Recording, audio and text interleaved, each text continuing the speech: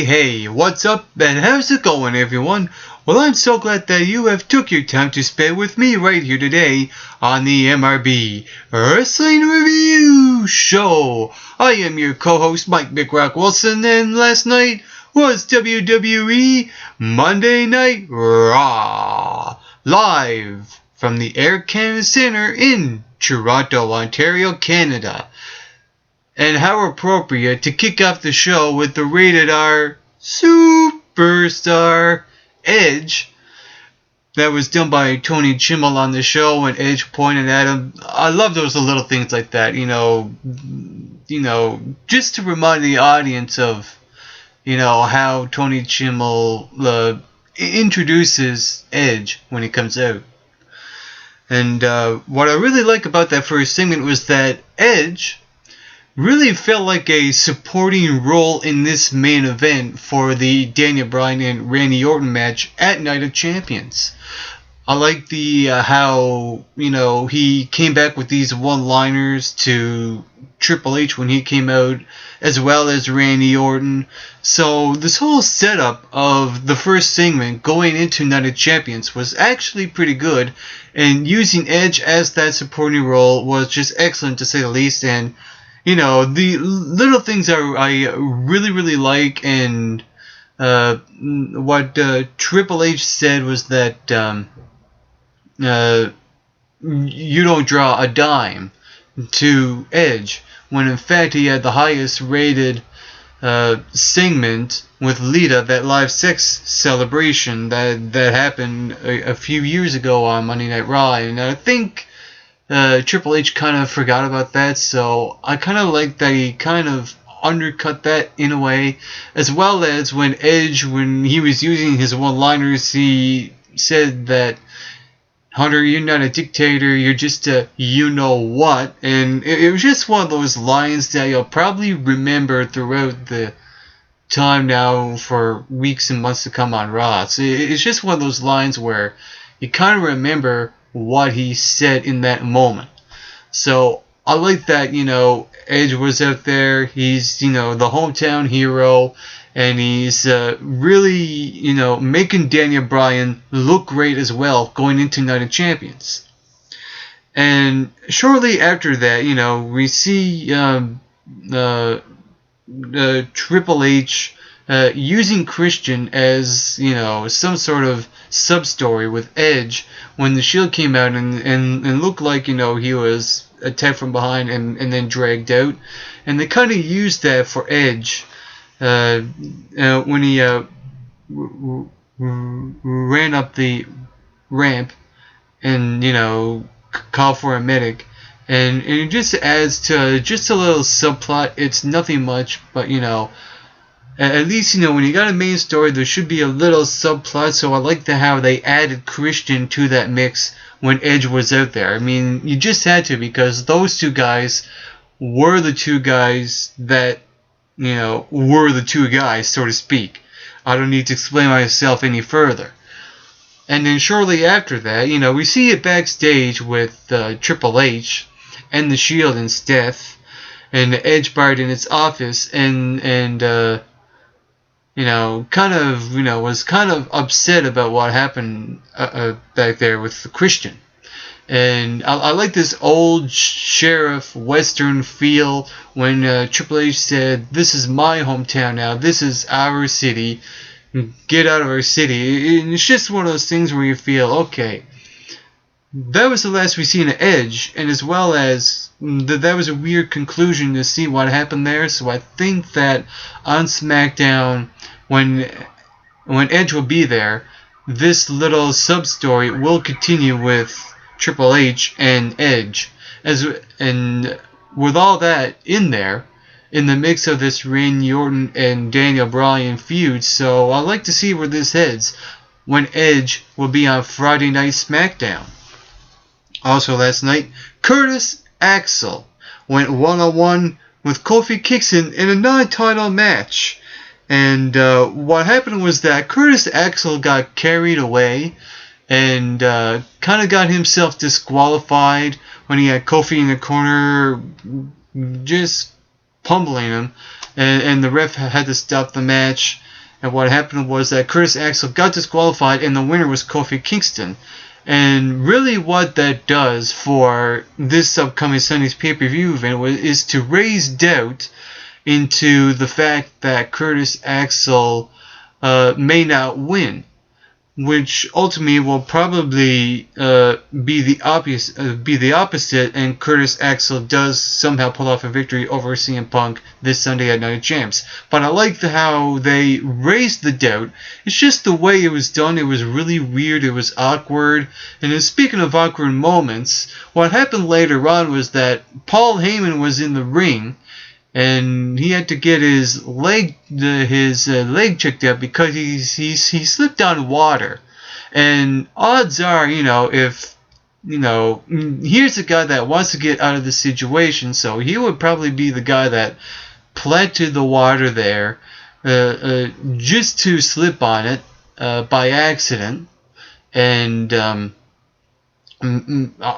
just to slip on it on purpose and make it look like it was an accident, and to have that play into this match was really, really smart on the part of Paul Heyman, because he is a guy that will want to weasel out of a situation when it comes to not wanting to face CM Punk at Night of Champions. So it kind of made up, of what happened with Curtis Axel. And then only to have CM Punk come out and try to attack Paul Heyman and Curtis Axel, only for them to scurry out of the ring and Paul Heyman is somehow healed. And then having the personal doctor involved in that mix, and CM Punk takes a few swings of the Singapore cane to him. Everything, the way that was done on that part of the show was actually pretty good, and going into Night of Champs, CM Punk has the momentum, but it's not a match that I don't think he will win, because he doesn't really need that kind of momentum. He's just there to help out Curtis Axel, probably to go over, because CM Punk is that established guy for Curtis Axel to go over. So with that being said, I'm actually still looking forward to this match, just not as much, but it's still there. The excitement is still there. Also last night, Bray Wyatt went one-on-one with Dolph Ziggler. And the interesting thing about this match was that, we got to see more of Bray Wyatt in this match. And the only thing that I kind of didn't like is that, they're still treating Dolph Ziggler like pretty much crap, because over something he said behind the scenes. And I really don't understand that, because Dolph Ziggler is a guy that, is a natural God-given talent who should be used right and should be competing for the World Heavyweight Champ and not have to deal with this gossip or what's going on behind the scenes. Even Bray Wyatt as well. This is a match that kind of does help Bray Wyatt in a way, because he's facing a guy that was a former World Heavyweight Champ. But in the opposite, this doesn't help Dolph Ziggler's career. So it's kind of a 50-50 split kind of situation these two have been put in, the way that match was booked as well, because Bray Wyatt is a guy that's, slowly building his character and progressing into something huge. And I think that using Dolph Ziggler as a stepping stone is not the right way to go, in my opinion, because, like I said before, Dolph Ziggler is a guy that shouldn't be jobbing to other people. He should be, be the World Heavyweight Champ or competing for the World Heavyweight Champ. Also last night, we see Layla and Hoxana and Alicia Fox taking on Naomi, Natalya, and Brie Bella. And what happened was Naomi, Natalya, and Brie Bella won the match. Those three have momentum going into Night of Champs in this fatal four-way match, with AJ Lee for the Divas Champ, and during that match, AJ Lee was on commentary, but I felt like that the commentators, in a way, buried AJ Lee while she was speaking. I really don't understand why they had to do that. I think a lot of it has to do with the fact that this is WWE is a male dominant show, and the Divas are just another segment just to throw in, just to have a variety of divisions on the show. And I think that, you know, the Divas division is not what it used to be, but in the same time, AJ Lee right now is the diva on the show, who is the face of the Divas division, who should be the Divas champ. And I think, you know, with Natalya, I would like to see Natalya win this match, but just the way that they're using Natalya kind of makes me think that AJ Lee will probably retain the championship. I'll probably mention this again in my prediction video, but I'm just going to throw it out there now because it just needs to be said. And with that being said, I like, you know, even though they buried AJ Lee on commentary, I like AJ Lee's old school attitude, and the fact that, you know, she mentions that she earns the Divas champ. She climbed her way up to the top when other people have been handed things, and they're on this reality show, this Total Divas show, and the fact that she's not on there, almost implying that she's jealous, but in a way that she's making it believe that the other divas should be jealous of her, of not getting that success that AJ has. So I like that little twist and turn there in the storyline. But using other divas in that match, like Layla, Oksana, and Alicia Fox, really doesn't help this match going forth. All it does is just gain momentum for the three participants, because they have to look good going into Night of Champions. And it kind of sucks that they had to use other divas that are not in this Divas Championship match just for that reason. And I'll just leave it at that for the Divas Championship match going into Night of Champions. Also last night, Alberto Del Rio went one-on-one with R-Truth. And you know when the audience is bored when they chant names like JBL, Jerry Lawler, Michael Cole, as well as The Undertaker. So I felt that, you know, this match didn't deliver because the match was just flat out boring, and the audience was really bored, and they chanted all these things just to feel that excitement. And really, the match really didn't do anything.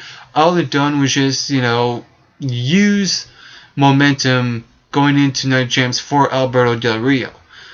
Simple as that. And later on in the show, we've seen Rob Van Dam go one-on-one with Ryback, which doesn't help Ryback's career for one, because in the way the WWE is using Ryback is just not the way to go with Ryback. It makes him look weak, making him a bully week after week, month after month. It's just not working. It's just not cutting it. And I think that they really need to do something with Ryback soon. And what happened was, you know, the match turned out to be, you know, disqualification winner goes to Rob Van Dam. And we saw the post-match interview earlier with Alberto Del Rio. The only thing I didn't like was that when Alberto Del Rio faced R-Truth, there was no retaliation from Ricardo Rodriguez from what happened on SmackDown, as well as there was no physical interaction between Rob Van Dam and Alberto Del Rio on Monday Night Raw. So I'm kind of losing interest into this World Heavyweight Championship match at Night of Champions. So hopefully on SmackDown, something does happen between Rob Van Dam and Alberto Del Rio. Also last night, Antonio Cesaro went one-on-one with a returning Santino Marella, and I felt this was a better segment than what happened before with the boring match with Alberto Del Rio and R-Truth. And for that reason, you know, Antonio Cesaro is absolutely great. When Santino came out, the audience just got a huge ovation for Santino for his big comeback. He got the win over Santino, and what I really liked throughout that match was how exciting that was and how exciting the audience was as well. Because that giant swing Antonio Cesaro applied on Santino was just, oh my god, amazing. How strong is this guy? I mean, really. And with that being said, Zeb Coulter's speech about Canada was absolutely hilarious. And that was very much the most exciting part of the show thus far. The way that match was set up and the way the audience played on that match was just absolutely incredible. It was just one of those matches where you felt like that was a better pickup than what happened to them from before. It felt like a relief from that match with Antonio Cesaro and R-Truth. Also last night, Damien Sandow went one-on-one with The Miz, and finally, Damien Sandow actually wins a match and not losing week after week. Finally, he actually gets a victory over The Miz, and, using Fandango as interference to cost Miz the match was a nice touch as well. And I love the way the Toronto audience reacts, to certain people, booing The Miz, cheering for Sandow, doing the Fandango, etc., and saying his name along with Fandango was just really, really cool. And with all that being said, I like how, they had Damien Sandow win that match, because it is a relief from Damien Sandow losing week after week, and it's a move with the whole Money in the Bank curse. It just doesn't feel right for him to be losing. So for him to have him win a match on Raw, thank God that happened. I'll just leave it at that. Also last night, we see Randy Orton go one-on-one with Goldust. And what I really like about going into this match were showing the vignettes of, the funny moments of Goldust building up to his, once-in-a-lifetime return, pretty much. And with that being said, I like how this match was a incredibly long match, and it needed to be, because Goldust felt like he has the weight of the world on his shoulders, and he needs to avenge his brother's career. And to have him come in and do that makes total sense on the part of the writing aspect of things, because what brother wouldn't want to avenge your brother's career? So it makes sense in that storyline perspective. And what happened was, Randy Orton does beat Goldust, and with that being said, he doesn't avenge his brother's career because he lost the match. And to add insult to injury, we see backstage that Stephanie McMahon, made some insults to Goldust and just added, fuel to the fire with this whole thing with the Rhodes and the McMahons.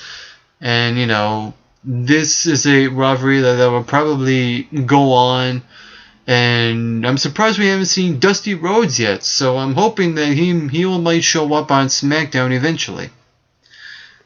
Also last night, we see, before the main event, Stephanie says to the Big Show that if you lay a finger on any of the Shield tonight, you will be terminated. And the main event was Daniel Bryan versus Dean Ambrose. I like that this match happened because, they foreshadowed it last week on Monday Night Raw when he almost got, made to tap out to Daniel Bryan's yes lock, etc., So I like that this match happened now. And I think that maybe Roman Reigns will probably face Daniel Bryan on SmackDown. Hopefully that does happen, just for Daniel Bryan to climb that mountain to get to the WWE Championship. So hopefully he does face Roman Reigns next week. And with the Damien Sandow match with Daniel Bryan, that was an incredible match. Those two pull off on Raw. And what happened was, Big Show was at ringside, so was the Shield. And after the match, Randy Orton tries to sucker Big Show into punching, Daniel Bryan. And what happened was, Daniel Bryan comes to and attacks Randy Orton, and he's got the momentum now. But here's the interesting thing. Week after week after week before this Raw happened, we see the bad guys get momentum. So for Daniel Bryan to have this momentum is almost too little too late for him. And for that reason, I think that Randy Orton might retain his championship. I don't know yet. I could change my mind in the next few days to see what may happen on SmackDown. But as far as Raw goes last night, the way they're setting this up is probably a screwy finish. I don't know yet, but it looks that way right now.